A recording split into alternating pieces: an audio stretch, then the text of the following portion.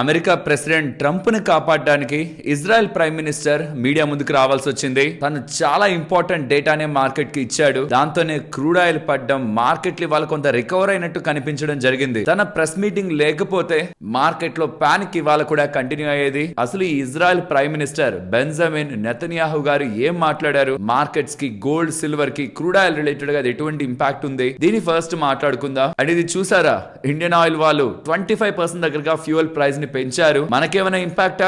Yes, impact ఉంటుంది, కానీ direct గా కాదు, ఇండైరెక్ట్ గా. ఎలాగో కూడా మాట్లాడుకుంటూ మీకు ఒక లింక్ ని షేర్ చేస్తాను, సో దట్ మన ఇండియా కొంటున్న క్రూడ్ ఆయిల్ యొక్క ధర టైం టు టైం ఎలా మారుతుంది అనేది మీరు చెక్ చేసుకోవచ్చు. ఈ మధ్య కాలంలో $67, $70, $62 పర్ బ్యారెల్ దగ్గరగా ఇండియా కొంటూ వచ్చిందా? కానీ రీసెంట్ గా మారుతున్న డేటాతో $117 దగ్గరగా ఇండియా క్రూడ్ ప్రైస్ బాస్కెట్ అనేది మూవ్ అయినట్లు మనకి డేటా కనిపిస్తుంది. ఇది మన ఇండియాకి సంబంధించిన petroleum planning and analysis cell ఒక లింక్. దీన్ని కూడా మనం మాట్లాడుకుంటూ ఇవాళ మార్కెట్ పెరుగుతుండడం, మార్కెట్ రిలేటెడ్ గా ఎన్నో ఇంట్రెస్టింగ్ డేటా, స్పెషల్లీ యాక్సెంచర్ వాళ్ళ రిలేటెడ్ గా వస్తున్న డేటా, ఐటీ స్టాక్స్ నెల ఇవాళ పెంచింది. ఆ ఇంపార్టెంట్ డేటా ఏంటి, ఏ రిలేటెడ్ గా ఇంపాక్ట్ ఐటీ కంపెనీల మీద ఉంటుందనేలా మార్కెట్ లో ఉంటున్న ఫియర్స్ కి రీసెంట్ గా సిఎల్ఎస్ఏ వాళ్ళు చెప్తున్న దాంతో పాటు యాక్సెంచర్ వాళ్ళ నెంబర్స్ ఏం డేటాను యాడ్ చేస్తున్నాయి, ఎఫ్ఐఎస్ యొక్క selling activity and gold, silver related గా ఉన్న ప్రైస్ మూవ్, వీటన్నిటి గురించి డిస్కస్ చేసుకుంటూ గ్లోబల్ గా ఇంకా కొన్ని అప్డేట్స్ ఉన్నాయి. లైక్ యుఎస్ వాళ్ళు ఒక సంచలన నిర్ణయం తీసుకున్నారు, ఇరాన్ ఆయిల్ రిలేటెడ్ గా కూడా.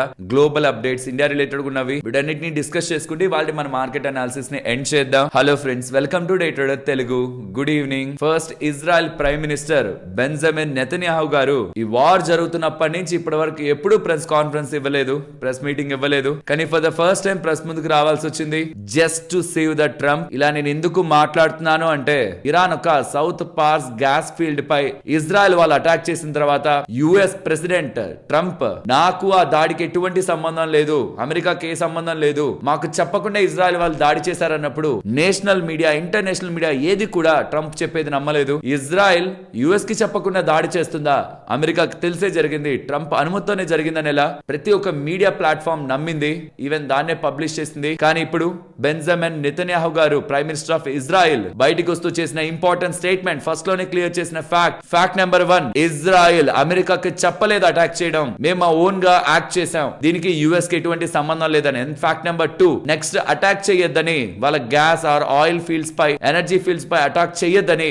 మాకు యుఎస్ ప్రెసిడెంట్ ట్రంప్ చెప్పారు, అండ్ దాన్ని మేము వింటాం, అటాక్ చెయ్యమని చెప్పారు. ఇది మార్కెట్స్ కి కొంత రిలీఫ్ ఇచ్చింది. సో నెక్స్ట్ ఎనర్జీ స్థావరాలపై టార్గెట్ ఉండదు. ఎనర్జీ స్థావరాలపై టార్గెట్ ఉండకపోతే ఇరాన్ వాళ్ళు కూడా వాళ్ళ Saudi and Qatar, UAE related గా ఉన్న ఎనర్జీ స్థావరాలపై అటాక్ చేయరని మార్కెట్ బిలీవ్ చేస్తూ ఏదైతే పానిక్ ఎనర్జీ మార్కెట్ లో కనిపించింది అది కొంత ఆగింది. కానీ ఇది ఎండ్ కాదు, ఎందుకంటే ఇరాన్ రిలేటెడ్ గా ఉంటున్న గ్యాస్ ఆర్ ఆయిల్ ఫెసిలిటీస్ మీద దాడి చేయడం కారణంగా మార్కెట్స్ ఇబ్బంది పడడం కాదు ఫస్ట్ లో జరిగింది. స్ట్రైట్ ఆఫ్ హార్మోస్ క్లోజ్ అవడమే ఫస్ట్ పాయింట్. అసలు ఇలా ఆయిల్ ఫీల్డ్స్ మీద, ఎనర్జీ ఫీల్డ్స్ మీద అటాక్ జరుగుతుందని మార్కెట్ ఎక్స్పెక్ట్ కూడా చేయలేదు. సర్లే ఇది ఎప్పుడో ఒకటి ఓపెన్ అవుతుంది అని మార్కెట్ రికవర్ అవడం స్టార్ట్ అయింది. కానీ టు ద సర్ప్రైజ్, వాళ్ళ గ్యాస్ ఫీల్డ్ మీద, సౌత్ పార్స్ గ్యాస్ ఫీల్డ్ మీద, ఇరాన్ కి సంబంధించి ఉంటున్న దాని మీద దాడి చేస్తుండడం మార్కెట్ కంప్లీట్ గా షేక్ అవుట్ అవుతూ డ్రాస్టిక్ గా కింద పడింది. ఇప్పుడు అలా జరగదు అని చెప్పారు, ఇకపై అలా దాడులు చేయమని చెప్పారు. కానీ స్ట్రైట్ ఆఫ్ హార్మోస్ రిలేటెడ్ గా ఇంకా ఇష్యూ అలానే ఉంది. సరే, దీని తర్వాత ఇంకేం ఇంపార్టెంట్ స్టేట్మెంట్ చేశారు,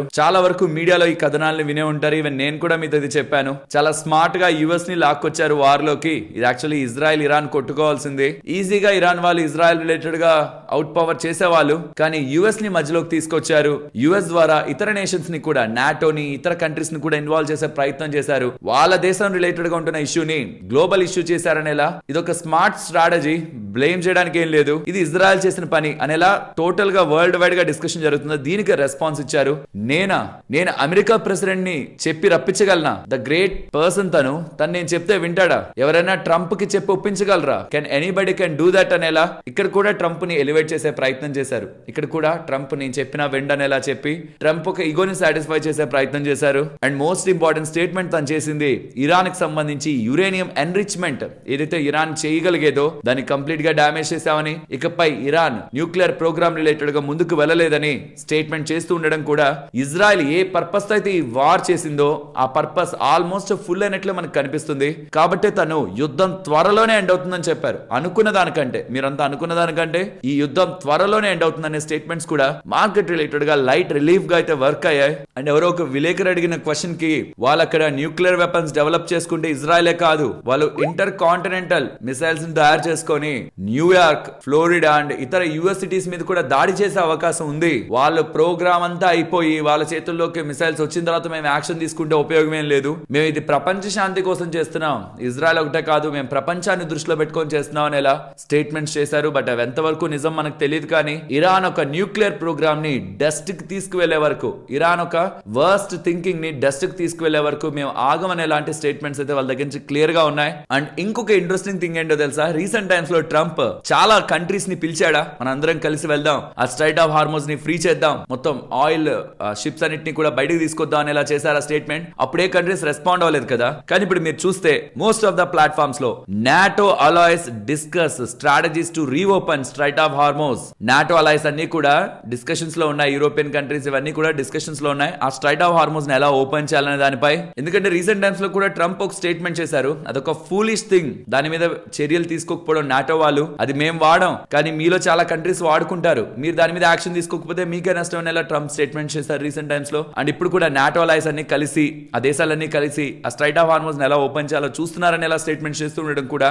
క్రూడ్ ఆయిల్ $119 బ్యారెల్ దగ్గరగా వెళ్ళింది, కాస్త $107, $106 పర్ బ్యారెల్ కి పడింది. లాస్ట్ టైం కూడా అంతే, ఈ $120 పర్ బ్యారెల్ కి వెళ్ళిన ప్రతిసారి, ఇది మైండ్ లో అలా ఉంచుకోండి, క్రూడ్ ఆయిల్ ఎప్పుడైనా సరే, క్రూడ్ ఆయిల్ కాదు బ్రెంట్ క్రూడ్ ఎప్పుడైనా $117, $118 పర్ బ్యారెల్ కంటే 120 దగ్గరకు వస్తున్న ప్రతిసారి ఏదో ఒక అప్డేట్ వస్తుంది, అది దాన్ని రిలాక్స్ చేస్తుంది, ఎంటైర్ సిచ్యువేషన్ ని రిలాక్స్ చేస్తుంది. లాస్ట్ టైం అదే, ఈసారి కూడా అదే. బెంజమిన్ నెతన్యాహు గారు బయటకు వచ్చి మాట్లాడారు. And very important and serious update ఏంటంటే, ఇరాన్ మీద ఇప్పటి వరకు యుఎస్ శాంక్షన్ పెట్టింది కదా ఇరాన్ ఆయిల్ కొంటున్న వాళ్ళపై. ఇప్పుడు స్కాట్ బెసెంట్ ఏం చెప్తున్నారు తెలుసా, ట్రెజరీ సెక్రటరీ, అంటే ఇక్కడ మనకి ఫైనాన్స్ మినిస్టర్ లాగా, యుఎస్ ఇప్పటి వరకు ఇరాన్ మీద పెట్టిన శాంక్షన్స్, ఆయిల్ శాంక్షన్స్ తీసేసే అవకాశం ఉంది. ఇది చాలా బిగ్ అప్డేట్ అనుకోవాలి, ఎందుకంటే వాళ్ళ దగ్గర 140 మిలియన్ బ్యారెల్ కి సంబంధించిన క్రూడ్ ఆయిల్ ఉంది. శాంక్షన్స్ పెట్టడం కారణంగా వాళ్ళు చాలా కంట్రీస్ కి అమ్మలేకపోయారు, ఎక్కువగా చైనాకు అమ్ముతున్నారు, ఎందుకంటే వాళ్ళు దేన్ని పట్టించుకోరు. అమెరికా శాంక్షన్స్ అసలు ఫరక్కే పడదనేలా వాళ్ళు పక్కన పెట్టేస్తారు అమెరికా శాంక్షన్స్ ని. చైనా అందుకే ఎవరెవరైతే అమెరికా శాంక్షన్స్ వేసి తక్కువ క్రూడ్ ఆయిల్ ధరకు వస్తూ ఉంటుందో ఆ కంట్రీస్ దగ్గర నుంచి మంచిగా కొనుక్కొని వాళ్ళ దేశానికి వాడుకుంటూ గ్రో అవుతూ ఉంది. బట్ మిగిలిన దేశాలు కొనడానికి భయపడుతూ వచ్చాయి. అది ఆ శాంక్షన్స్ ని రిమూవ్ చేయాలని యుఎస్ చూస్తున్నట్లు కనిపిస్తుంది. ఇది చాలా big positive update. 140 million barrels దగ్గరగా మనకి అవైలబిలిటీలోకి వస్తుంది.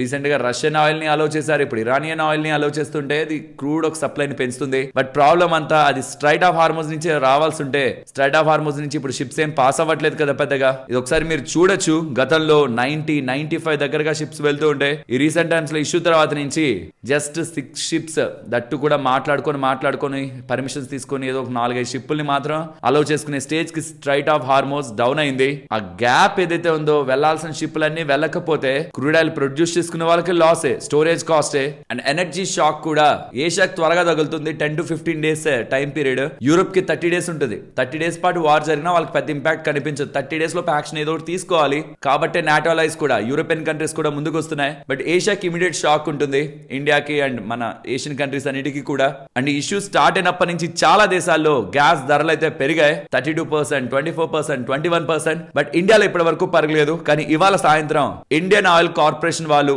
3:30 తర్వాత అనుకుంటాను ఇండస్ట్రియల్ ఫ్యూయల్ ప్రైస్ ని 109.59 చేశారు. మనకి బయట అంతే కదా ధర ఉంది, పెట్రోల్ డీజిల్ అక్కడే కదా ఉంది అనుకుంటే, ఇది ఇండస్ట్రియల్ ఫ్యూయల్. పెద్ద పెద్ద ఇండస్ట్రీస్ ఉంటాయా, సిమెంట్, స్టీల్, టెక్స్టైల్, ఈవెన్ ఈ కెమికల్ ఇండస్ట్రీస్, వాటికి వెళ్లే ఫ్యూయల్ ని పెంచేశారు. అసలే సరైన గ్యాస్ సప్లై లేక ఎనర్జీ తక్కువై అక్కడ ప్రొడక్షన్ ఇంపాక్ట్ అవుతూ ఉంటే ఇండస్ట్రియల్ ఫ్యూయల్ ధర కూడా పెరిగిపోతే మరి ఆ ఇండస్ట్రీస్ ఒక మార్జిన్ ఏం కావాలి, ధరలైనా పెరగాలి, ప్రొడక్షన్ అయినా ఆపాలి. ప్రొడక్షన్ ఆపితే ఎంప్లాయ్మెంట్ ఇష్యూ, మెటీరియల్ ఇష్యూ అవుతుంది. ధరలు పెంచుతామంటే ఆ ధరలను ఇమీడియట్ గా కస్టమర్స్ కూడా తీసుకోలేరు అంతలా పెంచిన ధరలని. Chemicals, textiles, steel and cement, so industries అయితే ఒక బిగ్ వేలో సఫర్ అవుతాయి. ఇప్పటికైనా స్ట్రైట్ ఆఫ్ హార్మోజ్ రిలేటెడ్ గా ఇష్యూ క్లియర్ అవ్వకపోతే, అండ్ ఇరాన్ వాళ్ళు ఇంతలా స్ట్రైట్ ఆఫ్ హార్మోజ్ తో ప్లే చేయాల్సిందే కాదు. అంటే ఎవరో మన మీదకి యుద్ధానికి వచ్చారనుకోండి, ఆ యుద్ధానికి రెస్పాన్స్ వేరే దేశాలకు వెళ్లాల్సిన షిప్పుల్ని ఆపి చూపించాల్సిన అవసరం లేదు కదా. అంటే ఇంకా వాళ్ళ దగ్గర ఉన్న దాంట్లో ప్రపంచాన్ని పానిక్ చేసి యుద్ధం ఆపండి లేకపోతే ఇక్కడ వెళ్ళదు షిప్ అనేలా భయపెట్టడం తప్పించి వాళ్ళు దాడులు చేసి, ఎవరు దాడులు చేస్తున్నారు వాళ్ళ మీద దాడులు, ఆ పక్కన ఉన్న ఖతార్ మీద, యుఏఈ మీద, సౌదీ మీద కాదు, ఎవరు చేస్తున్నారో వాళ్ళ మీద దాడులు చేసి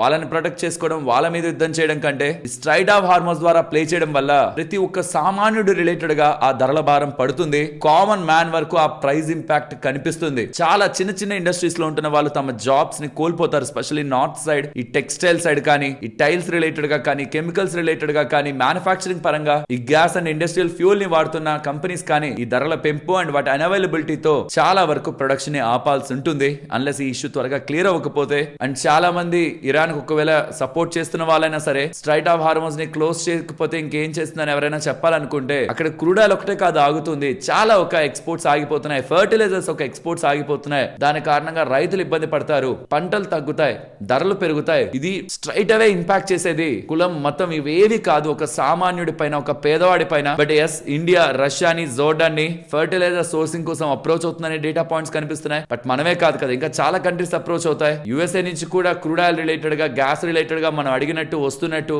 అది మోస్ట్లీ ఏప్రిల్ స్టార్టింగ్ లో వచ్చే ఛాన్సెస్ ఉన్నాయని ఎలా కూడా డేటా కనిపిస్తూ ఉంది. ఈవెన్ అర్జెంటీనా దగ్గర నుంచి కూడా మనం ఎల్పిజిని బుక్ చేసినట్టు, for the first time gas ని బుక్ చేసుకుంటున్నట్టు అది మార్చ్ ఎండింగ్ లో వస్తుందని ఇలా కూడా నేను డేటాని కొన్ని దగ్గర చూస్తూ ఉన్నాను. ఫైనలీ మనం చాలా వాటి దగ్గర నుంచి సోర్సింగ్ చేయడానికి ప్రయత్నిస్తున్నాం. కొంచెం డిలే అయినా పర్లేదు, వస్తే రాని, లేట్ గా వచ్చినా పర్లేదు, కానీ అవైలబిలిటీ ఉండాలని మన కంట్రీ దగ్గర నుంచి అండ్ చాలా కంట్రీస్ దగ్గర నుంచి కూడా ఇలాంటి యాక్టివిటీస్ కనిపిస్తూ ఉంటాయి. ఇదే ఒక ప్రాపర్ రిలేషన్ ఒక కంట్రీతో మెయింటైన్ చేయడం వల్ల రైట్ టైం లో మనకి వాళ్ళ హెల్పింగ్ అనేది ఉంటుంది. ఇప్పుడు యుఎస్ మాటలు నమ్మి కంప్లీట్ గా రష్యాని పక్కన పెట్టేస్తే ఇలాంటి టైంలో రష్యా కూడా మనకి హెల్ప్ చేయలేదు అనుకోండి, చాలా టఫ్ సిచ్యువేషన్స్ లోనే మనం వెళ్తాం. కాబట్టి ఇంటర్నేషనల్ రిలేషన్స్ టైం ని బట్టి, మూడ్ ని బట్టి మార్చుకునే విషయాలు కాదు. కొన్నిసార్లు మనకి డ్యామేజ్ జరుగుతుందన్నా, ట్రేడ్ డీల్ లో ఇంపాక్ట్ అవుతామన్నా, రష్యా ఒక ఫ్రెండ్షిప్, ఆ రష్యా ఒక రిలేషన్ మనకి చాలా ఇంపార్టెంట్. అండ్ ఖతార్ వాళ్ళు ఉన్నారా, వాళ్ళు క్లియర్ గా చెప్పేశారు. రీసెంట్ గా జరిగిన దాడిలో ఇరాన్ వాళ్ళు ఖతార్ మీదకి దాడి చేశారు కదా, ఇజ్రాయెల్ వాళ్ళు ఇరాన్ ని దాడి చేశారని, దానికి రెస్పాన్స్ గా ఇరాన్ వాళ్ళు ఖతార్ కి సంబంధించిన గ్యాస్ ఫీల్డ్ మీద దాడి చేశారా, దాని కారణంగా 17% ఆఫ్ దేర్ ఎక్స్పోర్ట్ ఇంపాక్ట్ అయిందని చెప్తున్నారు. అండ్ అది రీబిల్డ్ అవ్వడానికి 3 నుంచి 5 సంవత్సరాలు పడుతుందంట. దాని కారణంగా లాంగ్ టర్మ్ కాంట్రాక్ట్స్ ని ఫోర్స్ క్లోజ్ చేస్తున్నామని ఎలా స్టేట్మెంట్స్ చేస్తున్నారు చూడండి. ఒక చిన్న దాడి 3 నుంచి 5 సంవత్సరాలు మళ్ళీ పడుతుందంట అది మళ్ళీ రీబిల్డ్ అవ్వాలంటే. 17% ఆఫ్ దేర్ ఎక్స్పోర్ట్స్ ఇంపాక్ట్ అవుతున్నాయి. ఆల్మోస్ట్ $20 బిలియన్ దగ్గరగా లాస్ అని చెప్తున్నారు. అలా రాస్ లఫాన్ ఫెసిలిటీ హిట్ చేయడం కారణంగా, ఇరాన్ వాళ్ళు హిట్ చేయడం కారణంగా. మరి దీని కారణంగా ఇండియాకి వచ్చే గ్యాస్ మీద ఏమైనా ఇంపాక్ట్ ఉంటుందా? 5 సంవత్సరాల పాటు మన ఇండియాకి ఏమైనా గ్యాస్ రావడం ఆగిపోతుందా అంటే, దీని రిలేటెడ్ ఒక ఇంట్రెస్టింగ్ అప్డేట్ ని యతిన్ మోతా గారు సిఎన్బిసికి సంబంధించిన యాంకర్ షేర్ చేస్తున్నారు. ఇక్కడ మీరు చూడొచ్చు, నార్త్ అంటే ఖతార్ కి సంబంధించిన గ్యాస్ ఫీల్డ్స్ ఏవే ఉన్నాయి, సౌత్ కి సంబంధించిన గ్యాస్ ఫీల్డ్స్ ఏవే ఉన్నాయని. ఇక్కడ డ్యామేజ్ అయింది, సౌత్ ఇరాన్ మీద అటాక్ జరిగినప్పుడు డ్యామేజ్ అయింది T4 అండ్ T6, వెరాజ్ ఇండియాకి వచ్చే గ్యాస్ T3 నుంచి వస్తుంది కాబట్టి దాని మీద ఎటువంటి డ్యామేజ్ జరగలేదని అప్డేట్స్ అయితే మనకు కనిపిస్తున్నాయి. కానీ వేరే వాటి మీద డ్యామేజ్ జరిగింది అనుకోండి, అవి వెళ్లే కంట్రీస్ కి కంప్లీట్ గా జీరో చేసేయలేరు కదా, వేరే వాళ్ళ రిలేటెడ్ గా కూడా సోర్సింగ్ చేయొచ్చు. బట్ ఎనీవే, ఇండియాకి వచ్చే ఆ గ్యాస్ ఫీల్డ్ రిలేటెడ్ గా ఉంటున్న మన ప్లేస్ ఏదైతే ఉందో, మనకి ప్రొడక్షన్ జరిగి అక్కడి నుంచి వచ్చే ఫీల్డ్ ఏదైతే ఉందో అది సేఫ్ గా ఉంటున్నట్లే డేటా కనిపిస్తుంది. కాబట్టి ప్రాబబుల్లీ ఇండియా మీద మేజర్ ఇంపాక్ట్ ఉండకపోవచ్చు. బట్ ఇంటర్నేషనల్ గా వెళ్లే సప్లైస్ ని జీరో చేయలేరు కాబట్టి సమ్ సార్ట్ ఆఫ్ అడ్జస్ట్మెంట్ కూడా ఆ లెవెల్లో జరిగే అవకాశం ఉంది. బట్ ఇండియా రిలేటెడ్ గా ఉంటున్న ప్లేస్ మాత్రం పెద్దగా హిట్ అవ్వలేదు. And gold and silver last day చూసిన వోలటైలిటీ చాలా టైం బ్యాక్ తప్పితే రీసెంట్ టైమ్స్ లో ఎప్పుడు కనిపించలేదు. హ్యూజ్ వోలటైలిటీ, సుమారుగా $4,500 per ounce దగ్గరగా ఇంటర్నేషనల్ మార్కెట్ లో గోల్డ్ వెళ్ళిపోయింది. మన ఇండియన్ ధరలో సుమారుగా 1,40,000 దగ్గరగా వెళ్ళిపోయింది. 41 దగ్గరగా 1,41,000 దగ్గరగా వెళ్ళిపోయి సడన్ గా రివర్సల్ అయి మళ్ళీ 1,48,000 వచ్చేసింది. ఇవాళ కూడా సడన్ గా 2,000, 3,000 పాయింట్లు పైకి కిందకి మూవ్ అవుతూ గోల్డ్ వెరీ వోల్టైల్ మెటల్ గా రీసెంట్ టైమ్స్ లో మారింది. సిమిలర్ గా సిల్వర్ కూడా ఎక్కడ ఇష్యూ ఇంకా పెద్దదైతే ఫర్దర్ గా ఎకానమీస్ అన్ని ఇంపాక్ట్ అవుతాయేమో. యాక్చువల్లీ అలా జరిగితే బంగారం పెరగాలి, అన్సర్టనిటీ పెరుగుతుంటే. బట్ రీసెంట్ టైమ్స్ లో అది పెరుగుతూ ఉండడం, ఎవరెవరైతే బాగా డబ్బులు సంపాదించుంటారో బంగారంలో, బయట ఉంటున్న సప్లై దాని కారణంగా ఎక్కువ అవుతూ క్యాష్ లోకి మారాలనే ప్రయత్నం కనిపిస్తూ ఉండడం, గోల్డ్ లో కొంత ఫాల్ కనిపించింది. ఇది చాలా డిఫరెంట్ సినారియోస్. యూజువల్ గా యుద్ధం వస్తే గోల్డ్ పెరుగుతుంది, కానీ ఇప్పుడు ఈ ఒక్క దెబ్బతో ఏమైపోయిందంటే యుద్ధం వస్తే పడిపోద్దేమో అని ఒక కన్సర్న్ క్రియేట్ అవుతుంది. క్రూడ్ ఆయిల్ దీంట్లో ఇంపాక్ట్ అవ్వకపోతూ ఉంటే సినారియో డిఫరెంట్ గా ఉండేది. వార్ రిలేటెడ్ గా ఇంపాక్ట్ గోల్డ్ పైన, క్రూడ్ ఆయిల్ ఇంపాక్ట్ అవుతూ ఉండడం, క్రూడ్ ఆయిల్ దీంట్లో ఇన్వాల్వ్ అవుతూ ఉండడం, ఎనర్జీ క్రైసిస్, నెక్స్ట్ రెసెషన్ ఒక ప్రొసీడింగ్స్ అయినా జరుగుతాయేమో next on coming times after this scenario. Even end అయిపోయినా ఇవన్నీ సార్ట్ అవుట్ అవడానికి టైం పట్టి ఎనర్జీ మార్కెట్ పీక్ లోకి వెళ్తూ ఏదైనా ఇంపాక్ట్ అవుతుందేమో అని మల్టిపుల్ అనాలిసిస్, మల్టిపుల్ థియరీస్, అన్ని క్వశ్చన్ మార్క్స్ ఉన్నాయి. ఎప్పుడు ఇది ఎండ్ అవుతుందో ఎవరికి క్లారిటీ లేదు. లేకపోతే మన రూపీ ఏంటి 93.54 దగ్గర ఉంది, 93.54 రీసెంట్ టైమ్స్ లో ఎంతలో చూసాం. వెనస్డే ఎండింగ్ ఎంత ఉంది, అక్కడి నుంచి ఇక్కడికి రూపాయి దగ్గరగా పెరిగిపోయింది సుమారుగా. అంటే రూపాయి దగ్గరగా వీక్ అయ్యా, ₹1 వీక్ అవ్వడం, దట్ ఇన్ షార్ట్ స్పాన్, చాలా బిగ్ థింగ్. ఇది మన ఎకానమీ మీద ఎంత ఇంపాక్ట్ చూపిస్తుంది, ఎఫ్ఐఎస్ ఒక అవుట్ ఫ్లోస్ ఎంత పెంచుతుంది, ఈక్విటీ మార్కెట్ మీద ఎంత ప్రెషర్ పెడుతుంది, బ్యాంకింగ్ అండ్ ఫైనాన్స్ స్పేస్ మీద ఎలాంటి ఇంపాక్ట్ నెగిటివ్ గా తీసుకొస్తుంది, ఇవన్నిటిని కూడా ఒక్క క్రూడ్ ఆయిల్ అక్కడ just straight of of Hormuz close అవడం కారణంగా ఉంటున్నదే ఇంపాక్ట్ చేస్తూ ఉంది.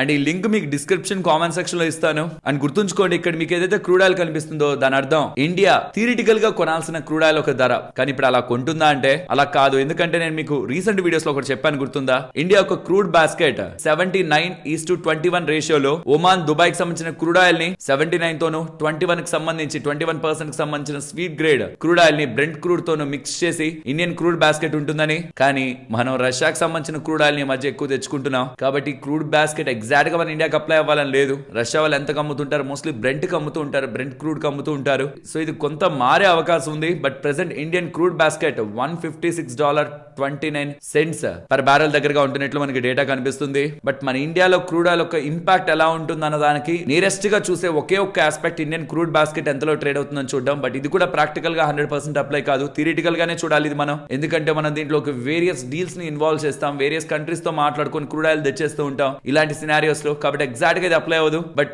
ఏం జరుగుతుంది next Indian crude oil scenario, crude oil market, diesel, petrol ధరలు ఎలా మారచ్చు అన్నది ఈ చార్ట్ ఇక్కడ గ్రాఫికల్ రిప్రజెంటేషన్ దగ్గరికి వచ్చిన ఎంతెంత ధరని పెట్టి మన ఇండియా కొనే ఆస్కారం ఉంది థియరిటికల్ గా అన్న డేటానే మనకు చూపిస్తుంది. ఈ లింక్ మీకు డిస్క్రిప్షన్ కామెంట్ సెక్షన్ లో ఉంటుంది, వీలైతే సేవ్ చేసి ఉంచుకోండి. Just for the data analysis, exact గా అప్లై అవ్వదు, ముందే చెప్తున్నాను. బట్ ఇది most of the international and national financial platforms లో ఈ డేటానే మీకు చెప్తారు. దాని సోర్స్ అయితే ఇది. ఫైనలీ ఇవాళ బ్యాంక్ నిఫ్టీ కిందకి వెళ్ళిపోయినా నిఫ్టీని కొంత స్టెబిలైజ్ చేసింది ఐటీ స్టాక్స్. కారణం యాక్సెంచర్ వాళ్ళ Q2 నెంబర్స్ వచ్చాయి. ఏ కారణంగా ఇంపాక్ట్ బిజినెస్ లో ఉండదు అనేలా నెంబర్స్ అయితే ఉన్నాయి. అండ్ టాప్ లైన్ రెవెన్యూ అయితే 8% తో గ్రో అవుతూ, వెరీ ఇంపార్టెంట్ థింగ్, వాళ్ళ గైడెన్స్ లో లోయర్ ఎండ్ గైడెన్స్ ఉంటుంది కదా, లైక్ 4 to 5% తో గ్రో అవుతాం అంటే 4% లోయర్ ఎండ్, 5% హైయర్ ఎండ్ అనమాట. ఆ లోయర్ ఎండ్ గైడెన్స్ ని 100 బేసిస్ పాయింట్స్ పెంచారు, 1% దగ్గరగా పెంచారు. సో కమింగ్ టైమ్స్ లో బిజినెస్ బాగుంటుందని చెప్పడం, ప్రెసెంట్ రెవెన్యూ బాగుండడం, అండ్ ఏ కారణంగా ఇంపాక్ట్ బిజినెస్ మీద పెద్దగా లేదని ఎలా డేటా వస్తుండడం. రీసెంట్ గా CLSA వాళ్ళు చెప్పింది కూడా అదే కదా, ఈ AI రిలేటెడ్ గా ఇంపాక్ట్ ఐటీ కంపెనీస్ మీద పెద్దగా ఉండదని, ఉన్న చాలా లిమిటెడ్ పోర్షన్ లో ఉంటుంది. ఆల్రెడీ దానికి స్టాక్స్ చాలా ఎక్కువ రియాక్ట్ అయ్యాయని. సిమిలర్ గానే యాక్సెంచర్ వాళ్ళ నెంబర్స్ ఉంటుండడం.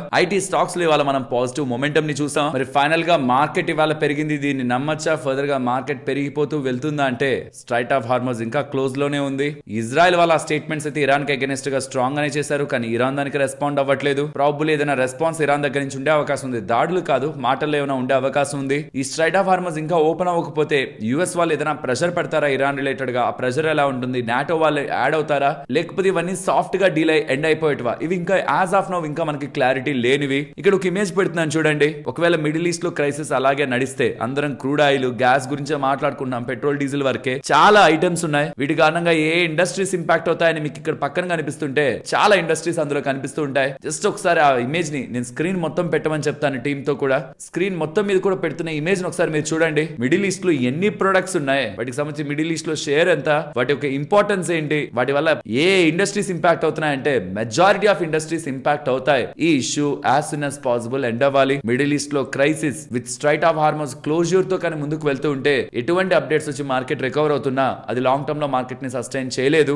స్ట్రైట్ ఆఫ్ హార్మోస్ ఓపెన్ అవ్వడం అట్లీస్ట్ నెక్స్ట్ 2 వీక్స్ లో అయినా ఓపెన్ అవ్వడం వెరీ ఇంపార్టెంట్. అది లేకపోతే ఇంకొక వే ద్వారా వాటిని తెచ్చుకోవడానికైనా క్లారిటీతో నేషన్స్ ఒక రూట్ ని ఫైండ్ అవుట్ చేసుకొని ఒక డీల్ ని సెట్ చేసుకుంటే తప్పించి ఇరాన్ అదే అగ్రెషన్ అండ్ యుఎస్ ఇజ్రాయెల్ కూడా ఇరాన్ స్ట్రైట్ ఆఫ్ హార్మోస్ ఓపెన్ అయ్యేలా చేయలేకపోతుంటే మాత్రం ఎకానమీస్ మీద అండ్ వాటి కరెన్సీస్ మీద అండ్ వాటి కరెంట్ అకౌంట్ డెఫిసిట్ మీద స్ట్రైట్ ఆఫ్ హార్మోస్ ఇంపాక్ట్ అయితే చూపిస్తుంది. బట్ యూజువల్ ఇలాంటి ఇష్యూస్ అన్ని త్వరలోనే రిజాల్వ్ అవుతూ ఉంటాయి. బట్ ఈసారి వార్ ఇంకొక లెవెల్ కి వెళ్తూ ఉండడం, ఆయిల్ ఫెసిలిటీస్ మీద కూడా ఇంపాక్ట్ వెళ్తూ, ఎనర్జీ రిసోర్సెస్ పైన కూడా ఇంపాక్ట్ పడుతూ ఉండడం, కొంత డిలే అయితే ఈసారి పెరుగుతుంది. బట్ ఇది కూడా త్వరలోనే ఎండ్ అవ్వాలి. And just now FIS selling data update అవుతుంది. ఆల్మోస్ట్ 5,500 crore దగ్గరగా FIS ఇవాళ కూడా సెల్ చేస్తున్నారు. 16th స్ట్రైట్ డే ఇది. లాస్ట్ 16 రోజుల నుంచి వరుసగా వాళ్ళు సెల్ చేస్తున్నట్టే. కాకపోతే నిన్నటితో పోలిస్తే ఇవాళ కొంత సెల్లింగ్ యాక్టివిటీ అయితే తగ్గింది. నిన్న 7,500 crore, ఇవాళ 5,339 crore దగ్గరగా FIS సెల్ చేస్తున్నారు. నెట్ షార్ట్స్ 86% దగ్గరగా ఉన్నాయి. మార్కెట్ నిన్న వెళ్ళిన లో అండ్ మార్చ్ 16th వెళ్ళిన లో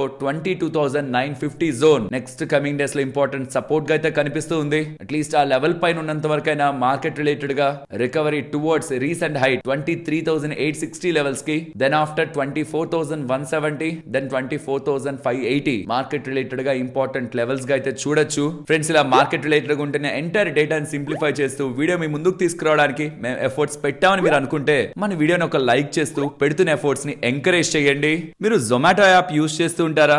మీకు ఒక చిన్న బ్యాడ్ న్యూస్. జొమాటో వాళ్ళు వాళ్ళ ప్లాట్ఫామ్ ఫీజ్ ని 12.5 రూపీ, 12 రూపీ దగ్గరగా ఉన్నది కాస్త 15 రూపీస్ వరకు పే పెంచారు. సుమారుగా ₹2.40 దగ్గరగా పెంచారు. రూపాయి పెంచితేనే సుమారుగా 90 కోట్ల వరకు వీళ్ళకి ఆపరేటింగ్ సైడ్ ప్రాఫిట్ ఉంటుంది. అలాంటిది ₹2.5 పెంచడం అంటే సుమారుగా 225 కోట్లకు సంబంధించిన ఆపరేటింగ్ ప్రాఫిట్ వీళ్ళు ఎంజాయ్ చేస్తారు అడిషనల్ గా. ఇప్పుడు ఈ వార్ రిలేటెడ్ గా సినారియో కాస్ట్లు పెరిగాయని వాళ్ళు ఏదో ఖచ్చితంగా లాజిక్ ని చెప్తూ ప్లాట్ఫామ్ ఫీజ్ ని పెంచుతారు. రేపొద్దున వార్ ఉండదు, వార్ తగ్గిద్ది, బట్ ఈ ప్లాట్ఫామ్ ఫీజ్ మాత్రం తగ్గదు. ఇదే కాదు, చాలా కంపెనీస్ కూడా ఇప్పుడు ఏవైతే ధరలు పెంచుతాయో చూడండి, ఇష్యూ సార్ట్ అవుట్ అయ్యాక అవంత ఈజీగా ధరలను నార్మల్ కి తీసుకురావు. ఆ భారం సామాన్యుడే మోయాల్సి ఉంటుంది. ఇవంటే ఫుడ్ డెలివరీ ప్లాట్ఫామ్స్, కావాలంటే బయట తింటారు, ఇంట్లో చేసుకొని తింటారు, ఆర్డర్ చేయాల్సిన అవసరం ఉండదు. కానీ పెరిగే చాలా ధరలు ఈ సినారియోలో ఈ పేరు చెప్పుకొని పెరిగే చాలా ధరలు మళ్ళీ నార్మలైజ్ అవ్వడం అంటే చాలా కష్టం. నెక్స్ట్ హ్యాపీయెస్ట్ మైండ్స్ గురించి మాట్లాడుకోవాలి. ఈక్యూటీ అండ్ పార్ట్నర్స్ గ్రూప్ వాళ్ళు అలాంగ్ విత్ ఐటీసీ ఇన్ఫోటెక్ ఉంది కదా, ఐటీసీ అండర్ లో ఉండే ఐటీ బిజినెస్ ఉంది కదా, వాళ్ళందరూ కలిసి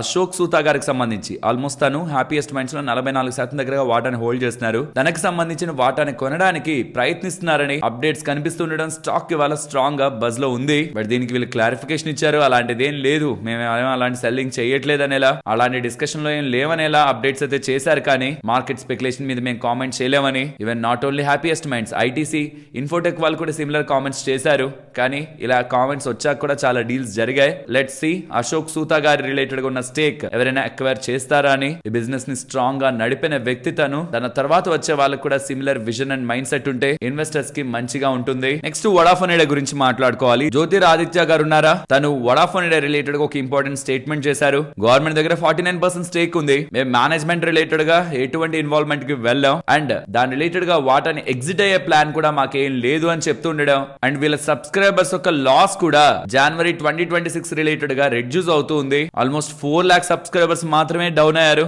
గతంలో చాలా ఎక్కువగా 10 lakhs 15 lakhs దగ్గరగా కూడా సబ్స్క్రైబర్స్ లాస్ అయ్యారు. బట్ ఇప్పుడు లో వాల్యూమ్స్ తో సబ్స్క్రైబర్స్ వెళ్తూ ఉండడం, సబ్స్క్రైబర్స్ ఒక ఎగ్జిట్ స్లో డౌన్ అయిందని ఒక మార్కెట్ ఎస్టిమేట్స్ కూడా. అట్లీస్ట్ ఇక్కడైనా సబ్స్క్రైబర్స్ స్టేబుల్ అయితే కంపెనీకి మంచిది. కాబట్టి లో సబ్స్క్రైబర్స్ ఎగ్జిట్ కూడా స్టాక్ రిలేటెడ్ గా పాజిటివ్ ఇంపాక్ట్ ఇవాళ క్రియేట్ చేసింది. సో ఇక్కడ మీరు గమనించవచ్చు, ఎయిర్టెల్ వాళ్ళు స్ట్రాంగ్ గా సబ్స్క్రైబర్స్ ని యాడ్ చేసుకుంటుంటే సెకండ్ ప్లేస్ లో జియో, థర్డ్ ప్లేస్ లో బిఎస్ఎన్ఎల్ ఉంది. వడాఫోన్ ఇండియా రిలేటెడ్ గా 4 లాక్ సబ్స్క్రైబర్స్ దగ్గరగా వెళ్లారు. నెక్స్ట్ టాటా ఎలక్సీ వాళ్ళు ఉన్నారా, వాళ్ళొక global of sure development centre ని పూణేలో లాంచ్ చేశారని, innovation and cost efficiencies cardiovascular solutions related గా ఎన్హాన్స్ చేయడానికి టెక్నాలజీ పరంగా వీళ్ళు ఈ డెసిషన్ తీసుకుంటున్నట్టు టాటా ఎలక్సీ వాళ్ళు అప్డేట్ చేస్తున్నారు. నెక్స్ట్ ఎలక్ట్రో స్టీల్ కాస్టింగ్స్ గురించి మాట్లాడుకోవాలి. స్టాక్ ఇవాళ 4% దగ్గరగా పెరిగింది. చూస్తే వీళ్ళ ప్రమోటర్ సుమారుగా 2 కోట్ల షేర్ల దగ్గరగా ₹70.12 యావరేజ్ ప్రైస్ లెక్కన మార్కెట్ నుంచి కొంటున్నట్లు డేటా అయితే కనిపిస్తూ ఉంది. ఈ డేటాని వీళ్ళు ఎక్స్చేంజెస్ కి షేర్ చేస్తున్నారు. ఇప్పుడు నేను మీతో షేర్ చేసిన ఇన్ఫర్మేషన్ మీకు వాల్యుబుల్ గానే అనిపించిందా? అనిపిస్తే మన వీడియోని తప్పకుండా లైక్ చేయండి. నెక్స్ట్ గ్లోబల్ గా అల్యూమినియం ప్రైజెస్ సడన్ గా 8% దగ్గరగా పడ్డాం. 2018 తర్వాత ఇదే ఫస్ట్ టైం ఇంతలా పడ్డాం. దీని కారణంగా ఇవాళ హిందాల్కో కానీ నాల్కో కానీ ఇంట్రాడే సెషన్స్ లో స్ట్రాంగ్ గా పడ్డాయి. పవర్ గ్రిడ్ వాళ్ళు ఉన్నారా, వీళ్ళు వాళ్ళ అండర్ లో ఉంటున్న 28 హోలీ ఓన్డ్ సబ్సిడరీస్ ని అమాల్గమేట్ చేస్తున్నట్టు. దీని కారణంగా వీళ్ళ బిజినెస్ అంతా కూడా స్ట్రీమ్ లైన్ అవుతుందని. విడివిడిగా ఉన్నాయనుకోండి, ఒక్కొక్క దాని రిలేటెడ్ గా ఫోకస్ చేయాలి. ఆ 28 ని 2 హోలీ ఓన్డ్ సబ్సిడరీస్ గా డివైడ్ చేసుకుంటే వాటి మీద ఫోకస్ ఎక్కువ చేస్తూ బిజినెస్ ఇంప్రూవ్ చేసుకోవచ్చు అని దీని రిలేటెడ్ గా పవర్ గ్రిడ్ వాళ్ళు డెసిషన్ తీసుకుంటున్నట్లు అప్డేట్ చేస్తున్నారు. పటేల్ ఇంజనీరింగ్ వాళ్ళు ఉన్నారా, వాళ్ళకి 230 crore 70 lakhs విలువ చేసే order pre construction works related గా hydro electric power project related గా భూటాన్ పరంగా లభించిందని ఎక్స్చేంజెస్ కి అప్డేట్ చేస్తున్నారు. అండ్ వస్తున్న కథనాల ప్రకారం పెట్రోల్ ప్రైజుల్ని ₹2 per లీటర్ దగ్గరగా హెచ్పిసిఎల్ వాళ్ళు పెంచుతున్నట్లు డేటా కనిపిస్తుంది. ఇదే ఒక ప్లేస్ లో పెంచరు, అన్ని ప్లేసుల్లోనే పెంచుతారు. మీకు లోకల్ గా ఏదైనా చేంజ్ కనిపించిందా? మీరు ఒకవేళ వేరే సిటీస్ లో వేరే స్టేట్స్ లో ఉంటుంటే మీరుంటున్న దగ్గర ఈ పెట్రోల్ అండ్ డీజిల్ ప్రైజులు మీరు ఒకవేళ గమనించుంటే ఎంతలో ఉందనేది చెప్పడానికి ప్రయత్నించండి. నాట్కో ఫార్మా వాళ్ళు సెమాగ్లూటైడ్ ఇంజెక్షన్స్ ని జెనరిక్ ఫామ్ లో లాంచ్ చేశారు ఇండియాలో with an MRP price of ₹1290. ఇదే ఇప్పుడు ఫస్ట్ ఫార్మా కంపెనీ అవుతుంది సెమాగ్లూటైడ్ ని వైల్ ఫామ్ లో ఇవ్వడం. ప్రీవియస్ గా ఉంటున్న పెన్ డివైస్ ద్వారా ఇస్తున్న సెమాగ్లూటైడ్ కంటే ఇది 70% చీప్ గా ఉంది. అండ్ ఇన్నోవేటర్ బ్రాండ్ ఎప్పుడైతే ఈ సెమాగ్లూటైడ్ ని తీసుకొచ్చిన బ్రాండ్ ఇన్నోవేటర్ బ్రాండ్ ఉందా, దాని ప్రైసింగ్ అంటే 90% చీప్ ప్రైస్ అనమాట. సో నాట్కో ఫార్మా వాళ్ళు ఫైనలీ సెమాగ్లూటైడ్ ఈ weight loss drug and diabetic drug related గా మార్కెట్ ని హిట్ చేస్తున్నారు. నెక్స్ట్ బిహెచ్ఈఎల్ గురించి మాట్లాడుకోవాలి. వీళ్ళు తిటాగర్ రైల్ వాళ్ళతో జాయింట్ వెంచర్ ని ఫామ్ చేసుకొని Vande Bharat sleeper trains maintenance related గా బిజినెస్ చేస్తారని, సుమారుగా దీనికోసం 3,064 కోట్ల 46 లక్షల దగ్గరగా ఇన్వెస్ట్ చేయనున్నారని బిహెచ్ఈఎల్ అండ్ కోల్ ఇండియా రిలేటెడ్ గా ఫామ్ చేసుకుంటున్న already particular company Bharat coal gasification and chemicals అనేది BHEL and Coal India related గా ఫామ్ అయిన జాయింట్ వెంచర్ ఇప్పుడు అది టిటాగర్ వాళ్ళతో ఫర్దర్ గా జాయింట్ వెంచర్ లోకి వెళ్తున్నట్లు అప్డేట్ చేస్తున్నారు. సరే మరి నేను ఉండనా, మరొక ఇంట్రెస్టింగ్ వీడియోతో మళ్ళీ మీ ముందుకు వస్తాను. అంతవరకు టేక్ కేర్, జై హింద్.